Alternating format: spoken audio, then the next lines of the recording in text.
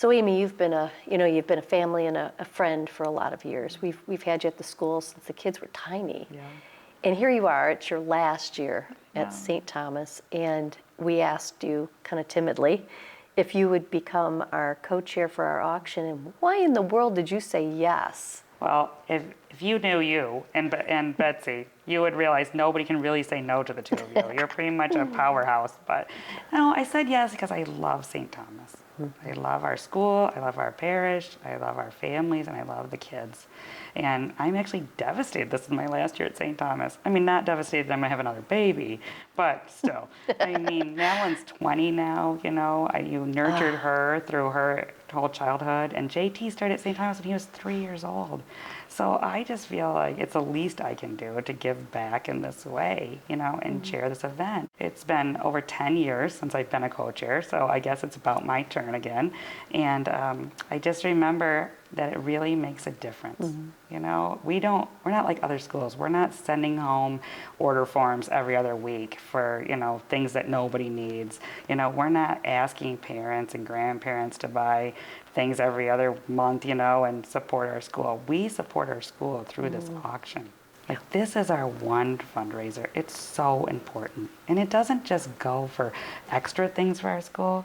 It goes towards really important things. It funds our budget so kids can have what they need in the classrooms. It helps with tuition assistance for families who couldn't go to St. Thomas if otherwise. So, everything in my heart told me I had to be the co-chair of this event, and I had to help in any way I can. So that's why. We did a secret happy dance when you said yes. I don't know about that. So like I said, you've been with us for so long. I have memories. I have lots of memories of your kids, really happy memories. Do you have any memories you wanna remember? I mean, I have lots of memories, but mostly my kids will kill me if I share those. So I'm going to try to, only do the ones that I think are appropriate. But my first memory of St. Thomas is the first day that I came to St. Thomas to interview Dave Faber, who was our principal at that time, to make sure it was a good fit for Maddie. Because we'd actually tried another school before we came to St. Thomas for her, and it just didn't feel right.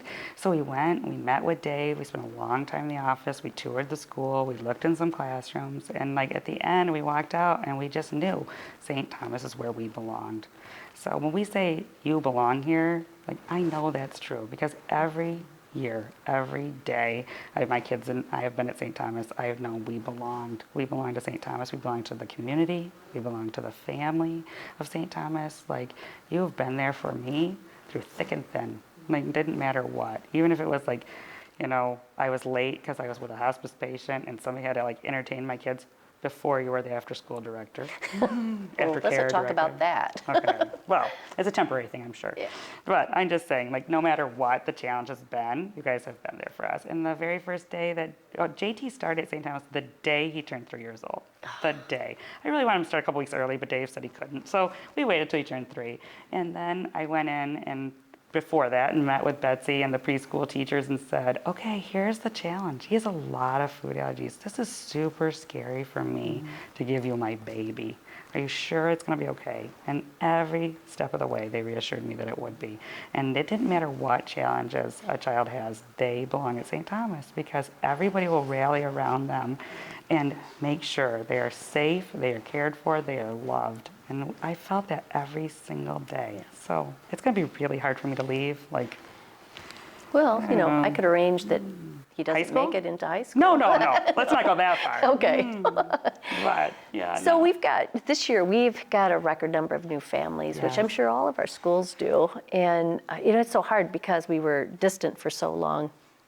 Many of our families came on board before we came back from COVID, and God bless the fact that we're all back together now. But those families didn't get the seasoning that most of our new families get. Sure. That spring before we start back, and all that loving that our families do.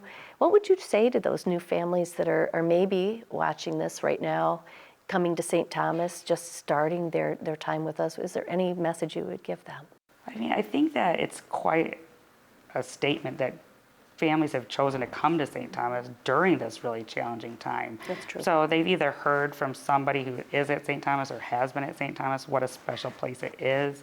They saw that all through COVID, our kids got a solid education, that every day they were being taught, they were being nurtured, they had questions, there were teachers really there to answer. There was no lag in our kids' education, even during this whole quarantine time. So I think that showed the community that this is a good place and that your children will learn here. And I think the part that they missed was the family part, the nurturing part, you know? They didn't get to see firsthand the extra things that St. Thomas gives families, but they will. You know, now the kids are all back in school, so now they're starting to see that. They're interacting. I mean, JT came home from his 7th, 8th grade retreat, whatever we're calling it this year, last night, and he was full of joy and he's full of, you know, respect and closeness with his classmates and with his teachers and the whole group. And I remember Madeline going through the same thing when she was in 7th grade, and it's such an experience, you know. And for them to feel like leaders of the school, I think they've really committed, the 8th grade students, to nurturing and making sure that all of the new families and new students, all the students, but especially the new families, feel welcome and part of the school. So I think that really shines through. And I think, you know, one of the challenges with this event was that we have to do it virtually. Yeah. And at first, that was like overwhelming. It was so disappointing, right? Because we had planned so many fun things for auction, and we knew we were going to gather here together, and it was going to be an evening of big excitement, which you can only get when, in some ways, when everybody's in the same room. But our team took it. We said, okay, this is our new reality. Yep. So just like how we never lost momentum with teaching in the spring, we haven't lost momentum with the auction either. So now we've turned it into this virtual event.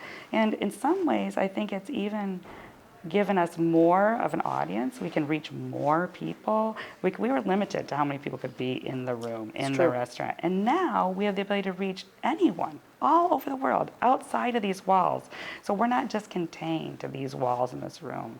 And I was thinking last night as I was trying to figure out what we were going to talk about and how this is going to go, and I felt so strongly that the Lord was saying to me that that's really what St. Thomas is.